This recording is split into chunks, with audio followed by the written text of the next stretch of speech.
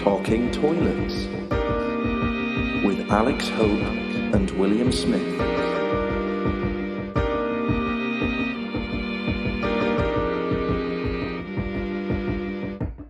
Hello and welcome to Talking Toilets. This is a very special week, mostly because we're both quite under the weather, aren't we?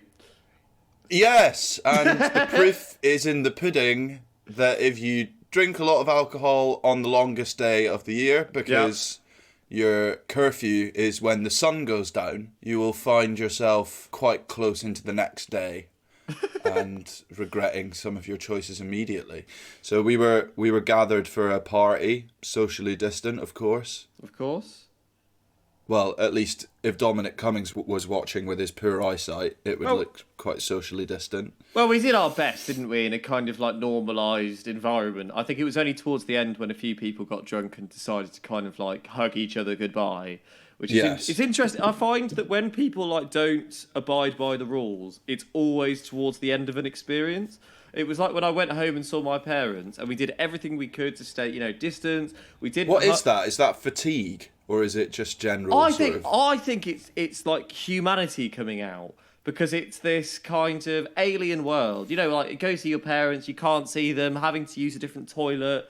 Really trying to not infect each other. I arrived, I immediately took all of my clothes off and had a shower, and then put on other clothes, I need to add. But then at the very end of the experience, my dad turned around and just went, "Oh, you know what? Screw this," and gave me a hug, and it was lovely. And it was like, that's that kind of fatherly, just parental. It would have been the same from my mum, but it was just the fact that it happened at the end. Makes you go, well, why didn't we just start off at the beginning? Just do it straight away, Yeah, I suppose it's... But then I suppose if you're then not symptomatic after a while of spending time with each other and, like, also listening and trusting the way that you'd behaved, the fact that I hadn't been going out and, meeting up with loads of people and shaking their hands in hospital. Purposefully hugging them to break the law. Yeah. Or doing what the Prime Minister did and just shaking hands in hospitals. I didn't do any of that. Yeah, no. It would have been quite strange if someone unrelated to government or hospital work were to do that. So I am quite glad you didn't do that. Well, he's the Prime Minister, so we should be leading by example, isn't he? So that's what we should be doing. Anyway, should we move on to what we did, our toilet experience? Because today... Yeah, absolutely. It's our joint toilet experience. Do you want me to start it off? You start it off, yeah. We start off? Okay, cool. So, needing to go to the toilet, as long with yourself and then a third person. We had been advised... Wasn't it Alice and Johnny? Oh, it was four of us. Yeah, there were four of us. Previous guest, Alice Waweru. Yeah. So we'd been given previous information of a spot in like a shrub to the top left. I had immediately seen this wall to the far right, which I felt would be closer. And also, I felt, this was where my logic really came from, is that like a shrub in the middle of this kind of park area, which is very enclosed, but for me, that's the kind of place where people would go and poo. It's really sheltered. It's almost like the closest thing to a public toilet you have, like a naturist public toilet. So I wanted, as we all had agreed that we were all going for a pee and not a poo. Yes. That's where the logic of going in that direction was. I think the only two issues I had with it was, one, I was wearing shorts, as were you, and there were a lot of stinging nettles and things that you had to avoid. Yes. And the other issue I had, well, I mean, obviously it was very damp, despite the fact that it hadn't rained in a while, and that was clearly just... That was quite confusing, wasn't it? It was just because it's been days and it's been months of people pissing there, I imagine. But True. But the other thing I quite liked is that while I was urinating, and sorry if this sounds crass, but while I was urinating on the floor, I realised that I was urinating on a face mask and a condom. So it was that there were, so it was quite, the history of our rubbish and the kind of like the topography of what's happened to these items kind of, tells its own story, doesn't it, in the human imagination, especially while you've got your penis out pissing in semi-public. What came first, the face mask or the condom? Face mask was on the floor first, and the condom was on top of it, which potentially somebody has developed a new fetish of face masks. So you put the condom on, and then somebody has the face. Anyway, let's not talk about that. That's not. It's just trying to think about the logic of it. But you can't do what you want to do with the thing that the condom is being used on without taking off the face mask. Yeah, first. Maybe. I mean, there's just like, I mean, maybe they weren't like, they weren't consequential. Maybe they were just. But at least they were being quite safe before the event actually occurred. Yes, before they were removed. Yes. Yeah. There's no way quite knowing how long the condom was in use for. Anyway, crassness aside. Crassness aside, but yeah, there were 2 levels of safety on the floor, which I was urinating on top of. Excellent. And yeah, voiding, if you will. I had a very, very pleasant experience. And as I imagined, did the other people piss? How was your experience? Yeah, I think so. Well, I think quite remarkably, much unlike going to the toilet at any sort of public or private convenience, we all went in and came out at pretty much the same time. Yeah. There wasn't a lot of waiting for people to... Well, obviously no one was washing their hands for 20 seconds while singing Happy Birthday. But we did all use sanitizer afterwards, though. Yes, we did. I've lost that, sadly. That's probably somewhere on the heath as well. Which is a shame, because it was good pump action. But what was quite nice about the experience of it was the conversation that we were having on our quite considerable walk from where the group was sat to where the toilets we'd destined ourselves to go. Yeah. We had a very nice conversation on the way there, and then we had quite a rude but quite interesting and exposing conversation on the way back, which I will neglect to repeat, other than the topic changed quite considerably, didn't it? Yes, it did. From getting Alice on the podcast a few months ago to my behaviours in a past life. Yeah, but, and I'm gonna segue around that conversation. We've had a lot of crass so far this morning, haven't we? We have. So what I was thinking about was the fact that there were 4 of us all urinate, like trying to find the positives in something which isn't positive. You know, we shouldn't be urinating just out in public, out in these kind of like bushes. But I mean, everybody has to. There's nowhere open. But when you think about it, from our discovery last week of the average flushing of a toilet is 26 litres of water, that means all 4 of us, because we would have flushed the toilet, each one of us, just for hygiene purposes, that means we've saved 102 litres of water. Just us 4 pissing in bushes. Which is pissing in bushes. I think that's mad. It is incredible, isn't it? Absolutely crazy. The amount of water, and it just, it absorbs into, and if anything, that area there is, it is well fertilised. Yeah, 100%. Not that those nettles or thorns need any more fertilisation. No. Or the mask and condom combination. That probably doesn't need any more fertilisation either. You might have created some sort of monster of the heath there. God.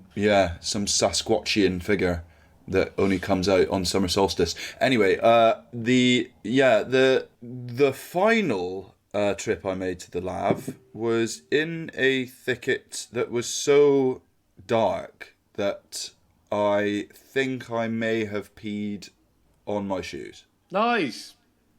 But I can't be sure or certain, because it was a long time that we'd spent in that park drinking. So my confusions might be imagined or just anxiety related, or they might have been realised, but it might not have been my own urine soaking my feet. Wow. Joe, one thing I was thinking about is that, as somebody who has, I've got IBS, and that definitely does affect me peeing. Like I pee, I know it's, irritable bowel syndrome, but, if I have something like alcohol or something that's kind of like not particularly kind for you to digest and to process, then it does, the need is exaggerated, and I need to pee all the time. Just always have, always will. It's just been ingrained in me, and it's just part of my natural biology. Yeah. However, having, recently I can't go out. I can't go out and drink anywhere. It's just not something that happens because like everywhere's shut down. Mm-hmm. This is probably one of the first kind of social environments I've been outside with a group of people drinking for a long extended period of time.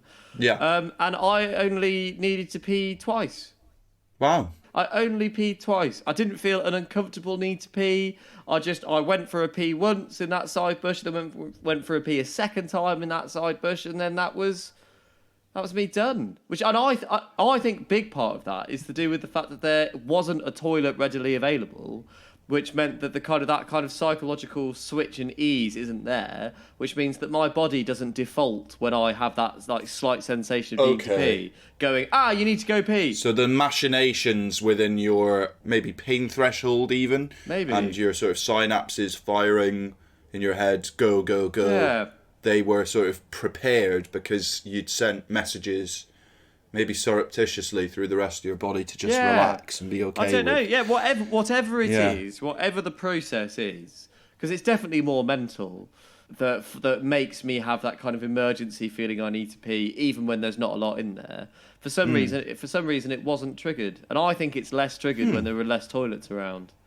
Yeah, I think so. Like, it took me a few hours to need my first, and I'd taken Lou to a toilet in a bar that allowed her the use of it to do Which one I that's was quite I was difficult to shocked do in the about, to wild. be honest. I was shocked Really? about that. As I said at the time, I said there is no way they're going to let you use your toilet. This is the thing. You were right, because the first one we tried wasn't very happy about it, but the second one we did, they had screens up in front of their kitchen.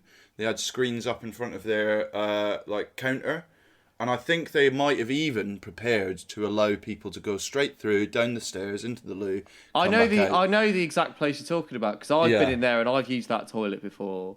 But it's just in terms of the health and safety etiquette of as a venue manager myself, no venue out there should be letting anyone into their venue to use the toilet. It should just be for the employees. I was reading today that Green King have been organising that to happen when they reopen Green King venues.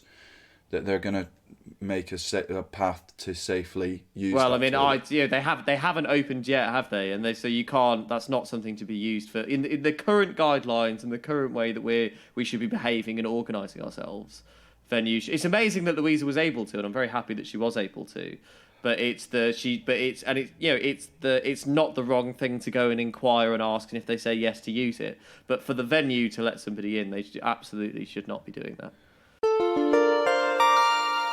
Welcome back to Toilet News, the section where we scour the depths of human existence for things that might progress us when we go to do our ablutions. Now, in the previous section, Will was talking about the legality of using a public convenience that is inside a business where there are people working that need to socially distance. We had a party yesterday. It's also that selling food as well. You know, there are so strict. Yes. The laws that came in when suddenly the coronavirus was going on. You had to. Every single food substance needs to be closed with a lid, and then a sticker needs to be on top in terms of that and the seal. And it's like all of this extra thing, and then just letting somebody come and shit in your building. It just seems a bit fucking ridiculous. Anyway, It does seem a little silly, but the reason I link it to what you've got to say in Toilet News is the idea that we are going to have some sort of normal functioning existence of human beings that are out and about 24/7. In order for them to not defecate on the street like in the Middle Ages, we need to find those desperate people places to go. And I hand over to you to take it away, Will Smith. Yeah, thank you. I mean, really, like, what you've done there is summed up what we've talked about every single week, which is where you cannot blink at the news, researching toilets without seeing people complain that there aren't public toilets around, which means that somebody who's very clever, and it really sucks that we didn't do this first because we should have done, but it's amazing that somebody has, and it's www.lockdownloo.com, and it's really simple. It's where you can find public toilets or just kind of toilets that are open for the community, and it's also like it's a hub of information is probably the best way to describe it. And the website is only as useful as what information is supplied to it. So it's not where one person has sat down and gone, let me look up every single toilet that's there, and let me keep up with the news and things, because the power of that one person, it's also we're not one person, especially in the world of the coronavirus, can't be travelling around and monitoring like council updates and speaking to local businesses. Whereas we as individuals, the power of the people, we can do that. So yeah, so lockdownloo.com. But careful, Will, because the power of the individual and the community is not what the big society conservatives want. Even though it says that that's what they want. Yes, absolutely. But I think, it's the same thing. Exactly. It's the same thing with the idea of that is when the Conservatives say, oh, yes, but, Labour, we give all this power to local councils and look, they're doing absolutely nothing about, with it. And then suddenly what they do is they defund all of the local councils, even though that's the opposite of what Labour wants. So they seem to have the same policy, but they purposefully prevent it from being able to work. Whereas this system, I assume, cost nothing except for what the domain name was. Yes. And I salute whoever did this, especially if they're not going to take any advertisement for it, because I think it's brilliant, and I'm willing to shout about it, and I'd be willing to give them a couple of quid if they need it. But it's basically, if you know a public toilet is open or is opening, please go on the website and just let them know, just log it on there, because then that means that somebody else who might be vulnerable, might have irritable bowel syndrome, or might have previously, I was reading a poor story about somebody who had bowel cancer, and they consistently catch themselves short just in normal society anyway. They've been in situations where they've had to leave their shopping just midway and just leg it home. It's awful. It really can be quite paralysing. And listen, this is nowhere near in comparison to what those people have to go through at all. But just being out on the roads, if you need to go and you need to do something that isn't liquid, there is such a reduction in the amount of opportunity you get to do that. And the distance between one place, yes, you might be driving like I am, but some people might not be. And the distance between one place to another to make that ablution is so ridiculous that, we need to figure out a quick fix way of disinfecting, making safe these public necessities. And I do want to add my voice to the choir, but not in the way that I'm like, I understand that there are risks to it, but we need to de-risk it, and we need to de-risk it immediately. Do you see what I mean? Read it. I'm just going to read the tagline of this website, just so that you can. So it just says, "This website is only as useful as the information we are supplied. If you know of a toilet which is open, whether it's at a pub, a station, a cafe, or even in a public park, just please submit them." We're also monitoring local council updates and speaking to businesses. Share this website with your friends, colleagues and family. It takes 2 seconds and it really will help others. And I do have to say, there are people tweeting on here where they're saying, discovering lockdown loo is a life-changing discovery. Now I can travel beyond the bladder zone. #London. And it's just like, I do really, I really great. love it. I really love it. I think it's brilliant. I'm going to tell everyone I know about it. We're in no way sponsored by these people. I do have to. No, not at all. I only discovered it feels them a today. little bit like the responsibility is being again taken out of the government's hands and automatically issued to the people and the community just through the community doing it themselves. Well, they're just so inept. You're absolutely right. Like they can't. They are so inept. We don't have enough PPE. The NHS is underfunded. Oh, what are we going to do? Oh, okay. So local businesses are now going to have to change their entire workforce to become PPE developers. Then the NHS is then going to be self-funded by us, the public, and have to raise money for it. And then at the same time, the contracts for PPE are going to be given to Conservative MPs' wives and Conservative MPs' families, and be given huge amount bailouts. And then there's going to be no monitoring or tracking of their performance. Whereas suddenly, if you put something into the public's hands, like lockdownloo.com. Then as you said, it is a dangerous what can happen. It is excellent. I do love it. I mean, Just at the think moment, if we put the economy in people's hands, what would happen then? The main thing about this website is at the moment it's like a UK lockdown lose. It's it's localized to the UK. But it's definitely a model because at the moment it really just works off Google Maps, because you type in the location and then it just puts down a little pin on a Google Map thing and you can see where your nearest toilet is. So it could be done. It could be done worldwide. I think it's a great open information source and completely necessary and life-saving, maybe potentially. Because toilets are good places to do things that nobody else should look at, as well as what they're designed for. Anyway, That sounds really suspicious, man. with all good intentions. With all good, yeah. That's what this podcast is about, isn't it? Yeah. This one is from digitalspy.com. Finally, we have some popular culture toilet news. Oh, finally. The public have been screaming for it. Fuck the public. Little Mix's Jade Thirlwall admits to embarrassing toilet accident while on stage. It was her #worst ever experience.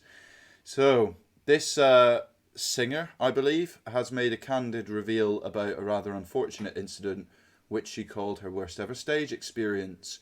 She revealed that while she was on Little Mix's Glory Days tour, she was a bit unwell at the time. She had a poorly belly, which we've all encountered once or twice in our lives. And just before the show starts, the girls stand on man lifts that lift them up for a dramatic reveal onto the stage. A man lift? A man lift is how she's described it. So, okay. I mean, shall we redact that for the feminist side of this podcast's listenership? I just feel that if you can say the word lift, if you don't have to have like a preface, do you know what I mean? Yeah. Unless it's like a technical. I think it's a person lift, isn't it? But like most lifts are person lifts. So she's being lifted on top of a person. I don't think it's a man that's lifting her. No, I think it's a lift that lifts a man, but it's a bit non-PC in its description. But it might be the journalist. Anyway, okay, continue. Anyway, yeah. So, and basically, before the show starts, we were in the person lifts, where it rises up and it's like a big dramatic entrance. Apparently, there's question marks after all of this. Grammatically correct. Singers? No, journalist. As I was square brackets crouching down in the person lift. God, why is that in difficult. Parenthesis? I have no idea. I think she must have missed it. So in square brackets, it's like you've missed. Yeah. Like you meant to say it, or she's mentioned it previously, so we know she's talking about it. As she was crouching down in the person lift, she looked at her security guard and said, "I really need to do a little fart." So then I did it, and I literally shit myself. It was in a fishnet. Picture that. Oh. So God. yeah.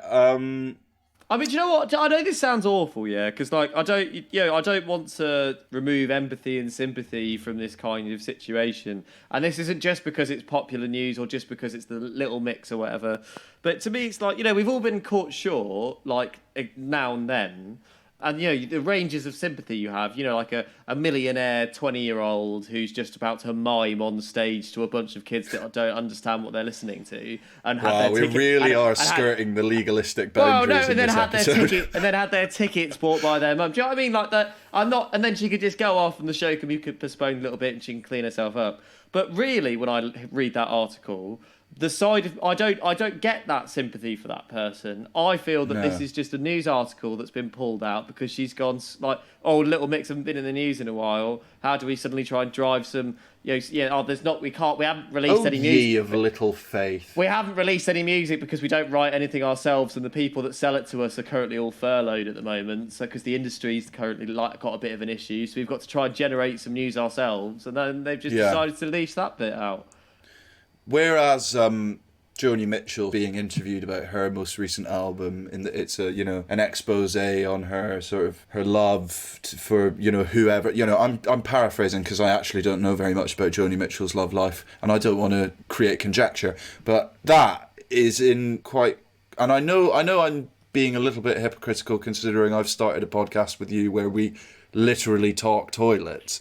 Correct. But when you're sort of relating it back to the idea that the songs might be about love and breakups and all this kind of similar sort of themed things, that's not what we've purported to do from the get-go of our thing, but it is what she's purported to do as an artist. And I've only heard a couple of Little Mix songs, and generally it's been at a distance. But since when did it become the sort of done thing to? I don't know. Am I shooting myself in the foot as a proponent of open talk about toilets? Yeah, no, exactly. I understand this weird contradiction there is with this, but you've got this Little Mix star who is you could say a role model for many children out there, especially kind of like younger girls. You'd imagine would be the the main demographic. Not like civil rights campaigners or that's our audience, mate. But being open and talking about her accidentally, being caught short, I think is absolutely fine as long as it's as long as it's real and she talks about it from a really human way, instead of it being kind of spoken about almost like in a third person, poorly written piece of crap journalism, which therefore just makes it seem as if the target is to just drive more clicks to their music and downloads. I think it's quite easy in this instance to sort of blame what the news that's being reported is. So I think the journalism at question here is beyond questionable. It's rude, and it's unfortunate that that's the way they want to expose her. But at the same time, the young fans that Jade is influencing has given a very direct and competent message, which is if you're about to do something in front of 10,000 people and you've got a poorly tummy, don't try a questionable fart that might turn into a shart. I think that's probably very good advice. And listen, see, again, I feel like I'm just being a bit of an arsehole here, but I don't think that is good advice because you don't think it's the overarching message of the piece, no? Well, do you remember when we looked up about what's the best way to not piss yourself? Like when what did you do at the theatre? At the theatre and things like that. And one of the best things you can do is, if you can, fart, because it alleviates pressure. And it's like if you're about to go on stage, or you're sitting down at the cinema, or you're at a really fancy meal with a girl you really like or whatever, and you don't want to go to the toilet. Oh, it sounds awful. I wouldn't recommend farting then, actually. But do you know what I mean? Like if you're in a situation where you can't go to the toilet but you need to, farting should be recommended. And if you're if you're in a situation, the only time where I farted and followed through was when I had not treated my body particularly nice the day before, exactly, or the night before, or I was ill. You recognised that your tummy was poorly. I'm going to keep quoting that from the article because it's kind of one of the only fun things to quote from it. But you had a poorly tummy, and listen, if you have a poorly tummy on a date, maybe that's not the time to decide to do a fart. Yeah. Just in case you Jade Thirlwall it. Unadvisable. I think we should re-term this Thirlwalling just to really add our own bad journalistic stamp. Well, it's Jade Thirlwall that this happened to. Yeah. And we could re-nickname that contentious fart when you don't know whether it's going to be completely safe. Thirlwalling. As a Thirlwall. Yeah. Yes, great. Okay. Excellent. So I Thirlwalled. This is how... Yes, exactly. I Thirlwalled. Hashtag Thirlwall. Hashtag Thirlwalled. Plus, it's good that we move on the etymology of certain words as a what is effectively an open news source as well. Talking Toilets since 2019. Beautiful. This is the part of the podcast where we do topic toilets. Topic toilets. So we trialed... Topic toilets. We trialled last week something which I thought was which we both really liked, actually, where we kind of, instead of speaking about our experience, because, I think it is better when you've got three people and, you're not just hearing about Alex and I go to the toilet every week. We talked about facts, and this week, to the excitement of both of us, actually, we decided to think about the history of toilets, which I have loved looking into, actually. Alex, do you want to kick us off? What have you found? Yeah, so... I'm kind of, again, like a stone being skipped on a pond, just glancing into the wealthy backlog, no pun intended, of the world of toilets. I've found a couple of opposing sources, Will. The first is from one of my favourite websites in history, and it's called Brain Pickings. And this and Long Reads are really great websites if you've got some time and you maybe... are getting a bit fed up with the normal internet, like bite-sized dross. This is a place where you can really sort of delve into what's going on in the world, long form. And this is a review by Maria Popova of Bill Bryson's book At Home. Bill Bryson, of course, a leviathan in digging up things we don't know about certain... Go on. Also like an explorer, wasn't he, Brill Bright? Yes. So he kind of, yeah. Yeah, he's kind of like a modern day Columbus without all the racism and and colonising. His Shakespeare book is very good. He begins by looking into the origin of the word toilet, the etymology. And this is a quote from the book. Perhaps no word in English has undergone more transformations in its lifetime than toilet. Originally, in about 1540, it was a kind of cloth, which is strange, because when we first discussed previous histories... I don't think that's true from my research. Are you sure? 1540? In 1540, it was a kind of cloth, a diminutive form of toile. I don't know how to pronounce it in French, but it looks like toile, because it's T-O-I-L-E. Oh, so you're just talking about the way we pronounced it? Yes, I think so. Oh, fine, yeah, cool. Not an actual where you go... Don't worry, your history that you've probably brought potted from the Big Bang to now isn't affected just yet.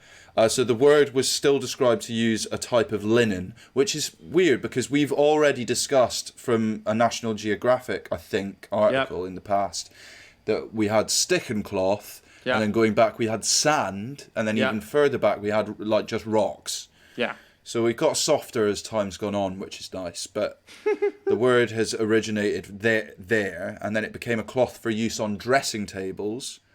And then the dressing table has given the new form toiletries. That is an addition of table to that. And then it became the dressing table itself, then the act of dressing, then the act of receiving visitors while dressing, then the dressing room itself, and then that dressing room, private room, near a bedroom, where you do all those things that you don't have anyone watching, became the toilet, the lavatory.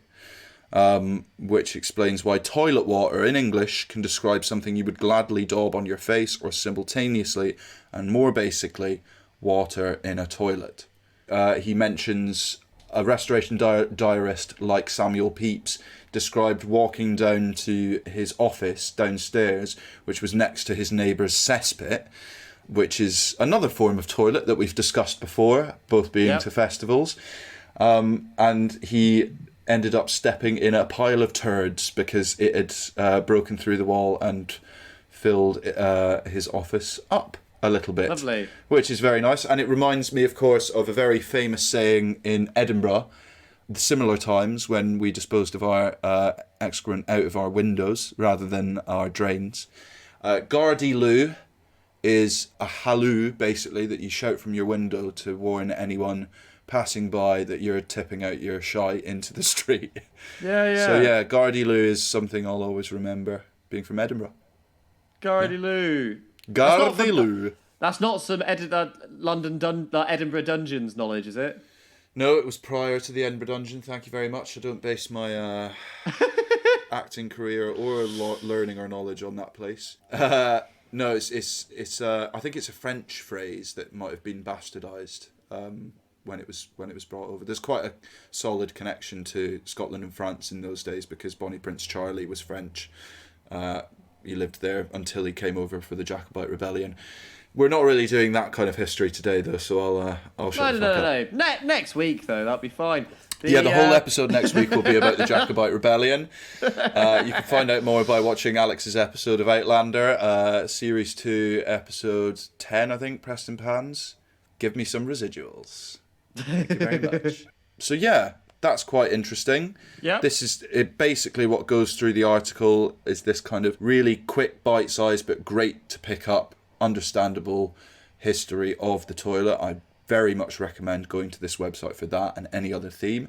And then my other opposing source is plumworld.co.uk, which is a website that next to the logo of said website, there's a button that you click to either include VAT or exclude VAT. Yeah, it is. Yeah, when you were saying how those are your favourite, that's my favourite website of all time, I think. Yeah, one that directly has VAT either included or excluded. And they believe that the oldest form of toilet, other than, just shitting where you stand, is back in Scotland, which is a nice thing to think. We've been famously misattributed inventions all the way back to the Neolithic age. So 3000 BC, the huts that scientists have discovered, they had small drains built into them that extended from recesses in the walls. So this looks like plumbing, sounds like plumbing, probably is plumbing, you wee geniuses, you. And that included water that flushed, all the shit out the house, which I think is a testament to all other misattributions of inventions to Scots. Probably happened in China first, or the Middle East, just like numbers and thinking. But yeah, what do you think, Will? Well, this is really interesting because from my research, that information is nearly right. Okay, good. That's good from you. So it was in 3000 BC. So there were two areas of the world where the first toilet is said to have been kind of discovered. And same time, so 3000 BC, one in Skara Brae, which is in Scotland. Very famous settlement. First known toilet. And this was like pits. They were like pits that you would shit in, and then you would cover it up, and then you'd go to another pit, and then you would shit in. But in Mohenjo-Daro, which is like in the Middle East, was they had like an actual drainage system which like flushed out the water, which was kind of like revolutionary. But in kind of going through all of kind of the toilet history, I don't know. For me, the thing that I find most fascinating is like avoiding filth. And like kind of that smell, whatever that is, it's like evolutionarily ingrained in us. Like rotten smells, decaying corpses, our poo, things that we kind of It is an inbuilt system. Well, the same thing happens with certain animals. Yeah, but exactly, and that smell is like a sign of disease, and it triggers this like sense of disgust, which is our defense 100%. mechanism to stay alive. There was in the Old Testament, there was this really great Deuteronomy 12:13. You shall also have a place outside the camp, and go out there, and you shall have a spade among your tools. And it shall be when you sit down outside, you shall dig with it and shall turn to cover up your excrement. That sounds like one of the longer 10 Commandments, doesn't it? But it's great, isn't it? I think that it shows that there was this kind of this understanding that we do, because when you think about you look back at history, and we used to use chamber pots and things, and you used to just throw it out on the street. But there is kind of this evolutionary feeling that we should have actually treated our shit with a bit more respect. And that also shows that when you say like the Romans, they had this kind of like weird, that thing you found, we spoke about it, with the stick and the sponge. Yes, and that apparently is very prevalent in Roman toilets. But the Romans, they just liked sponges on sticks. They fed Jesus with a sponge on a stick. They cleaned their arse with a sponge on a stick. They did their singing into a sponge and a stick. But their shitting had like this weird contradiction where they understood they had irrigation systems, which was incredible. They also first developed this link between the idea of a bad smell and bad air linking to bad health. So but yet they liked to shit communally. They had 144 public toilets, and they shared the sticks with the sponge to clean each other's arses with. And it's like most people, it's a misconception that there was great irrigation amongst everywhere in Rome, because it was really just the rich that had toilets. There were only 144 of them.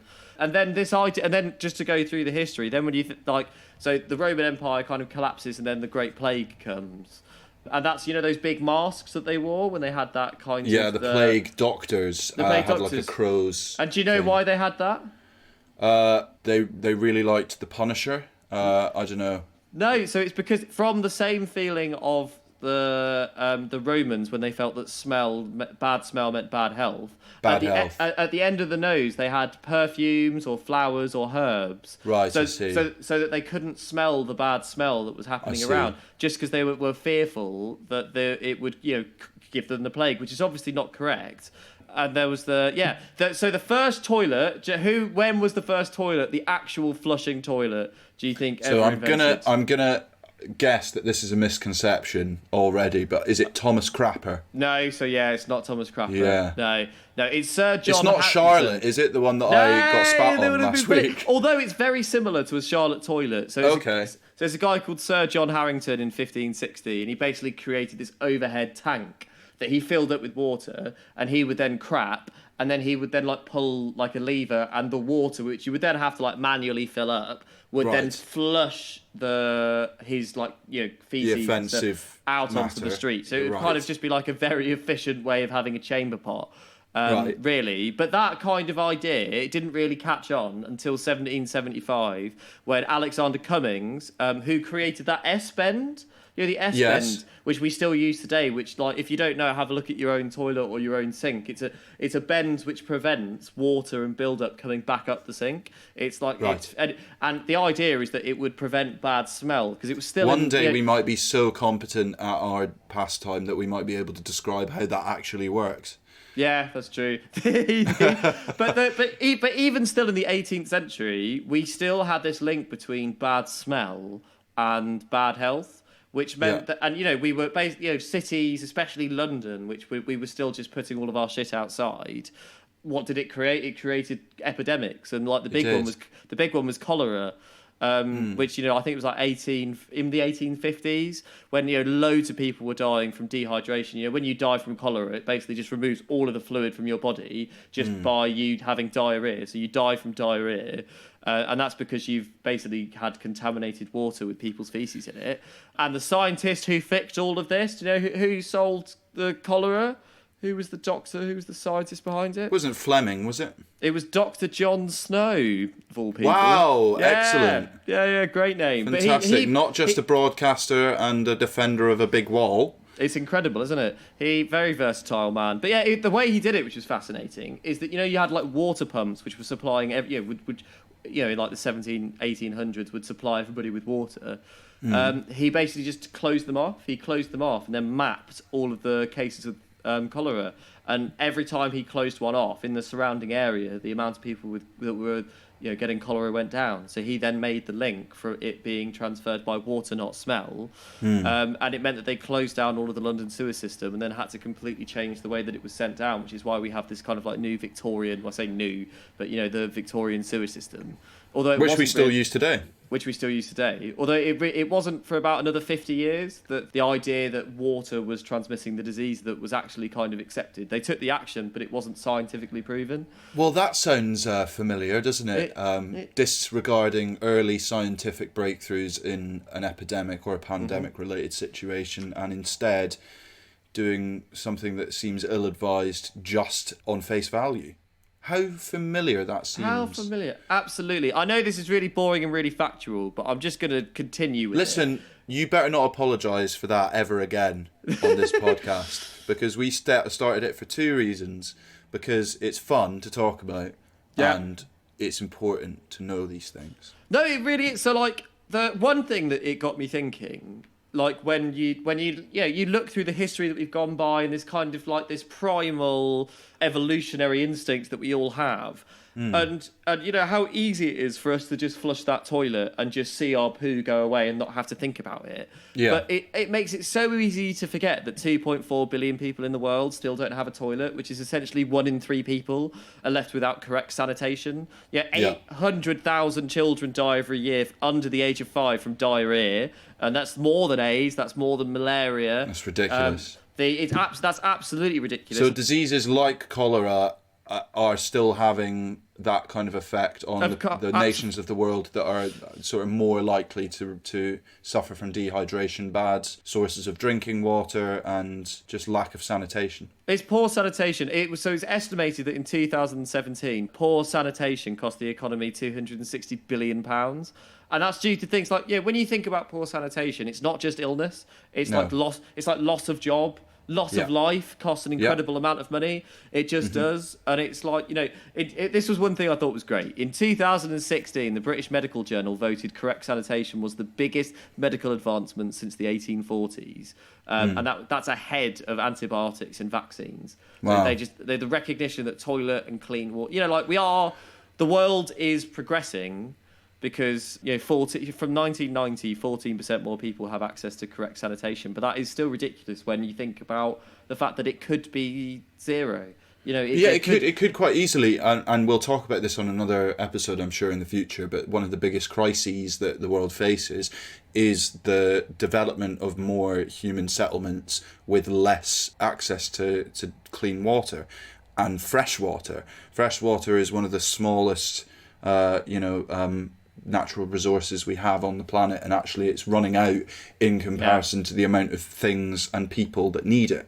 So that's something that we do have to talk about in the future. There's absolutely. And there's this whole, I always really struggle with the idea of spending billions of pounds going to space when there are people here dying every day of starvation and dehydration. Yeah. And it's I don't understand why we aren't looking after our own before we're trying to venture out. And especially there's a really good journalist, an author called Rose George. She wrote The Big Necessity. She's English.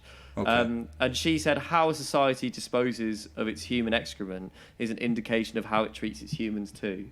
And I know that's I think that's so true. That's a really nice tagline. I completely believe that, and I think that especially when you think about what do we invest our money in? Are we investing it making sure that people aren't dying from dehydration and poor sanitation? As we've discovered, $1 spent is 4.3 earned back through healthcare.